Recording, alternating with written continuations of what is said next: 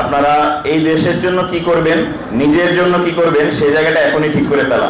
এই জায়গাটা হতে পারে আপনার যদি বিশ্ববিদ্যালয়ে যাওয়ার পরিকল্পনা থাকে সেকেন্দ্রিক নিজেকে প্রস্তুত করা, ডাক্তার হওয়ার যদি পরিকল্পনা থাকে সেক্ষেত্রে নিজেকে প্রস্তুত করা, ইঞ্জিনিয়ার হওয়ার জন্য যদি থাকে তা সেদিকে প্রস্তুত করা, ব্যবসায়ী হওয়ার জন্য যদি থাকে এখনই সেই সময় নিজেকে প্রস্তুত করার, পড়াশোনা কেন্দ্রিক হওয়া। এই বাংলাদেশে কিংবা এই বর্তমান কম্পিটিটিভ ওয়ার্ল্ডে আপনি যদি জ্ঞানের জগতে সামনে এগিয়ে থাকতে না পারেন, কোনোভাবে আসলে আপনি টিকে থাকতে পারবেন না।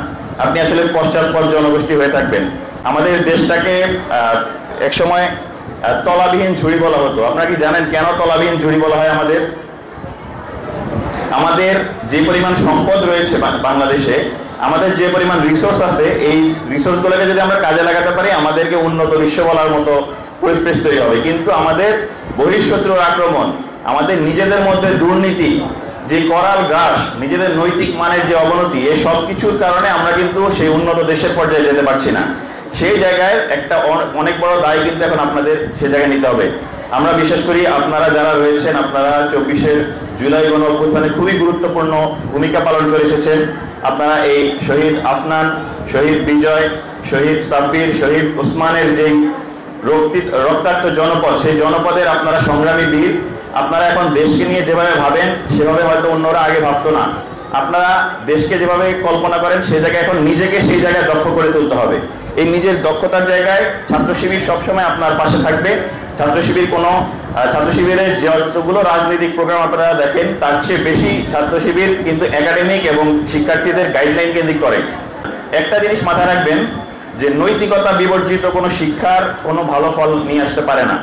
আপনার জীবনে সফলতার মানদণ্ড, আপনি জীবনে বড় মানুষ হওয়ার মানদণ্ডটা আপনার ভালো মানুষ হওয়ার উপর অনেক বেশি নির্ভর করে। সুতরাং আপনি যতই বড় হবেন এই জায়গাটা মাথায় রাখবেন যে খোদা বিরোধা যেন আপনার থাকে, আপনি যেন সৎ মানুষ থাকেন। এই দেশকে গড়ার জন্য নৈতিক জায়গায় সর্বোচ্চ কখনোই কোনো কম্প্রোমাইজ করবেন না।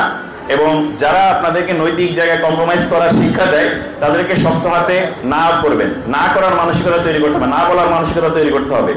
যে অন্যায় করতে আসছে, আপনার কোনো বন্ধু আপনাকে অন্যায়ের পথে ধাবিত করছে, আপনাকে কোনো গোষ্ঠী আপনাকে অন্যায়ের পথে ধাবিত করছে, সেই জায়গায় আপনি রুখে দাঁড়াবেন, না বলার ক্ষমতা রাখবেন। কারণ আপনারা বিশেষ করে যথেষ্ট বিচক্ষণ, সত্য মিথ্যার ফারাক এখন ভালোভাবে করতে পারেন। আপনারা এই মানসিকতা এখন যেমন রাখছেন, জুলাইয়ে যেভাবে রেখেছিলেন, সামনের দিনগুলোতেও প্রফেশনাল লাইফে গিয়ে রাখবেন। সব জায়গায় গিয়ে দুর্নীতিমুক্ত থাকবেন, খোদা ভীরু থাকবেন, আল্লাহকে ভয় করবেন এবং জীবনের লক্ষ্য উদ্দেশ্যের সঙ্গে সবসময় নিজের ইসলামী চেতনা, ইসলামী যেই ভাবধারা, সে ভাবধারা সবসময় রাখবেন, আল্লাহর সন্তুষ্টি রাখবেন। দেখবেন আপনার জন্য সফলতা সবসময় আপনার কাছে ধরা দেবে। আপনি 50% যদি নিজের পরিশ্রম দেন, বাকি 50% দেবেন আল্লাহর সন্তুষ্টি। এই দুইয়ে মিলে আপনার শতভাগ সফলতা আসবে। কিন্তু শুধুমাত্র আপনি 50%ই যদি একমাত্র ফলো করেন, আপনার কাছে কিন্তু কোনোভাবেই সফলতা আসবে না। সেই সফলতা আপনাকে ভালো মানুষ হিসেবে করবে। সানবিট সব দিবে সামাল। সানবিট ম্যাজিক প্রেস ডিশওয়াশিং এর মাথা ঘোরানো সলিউশন।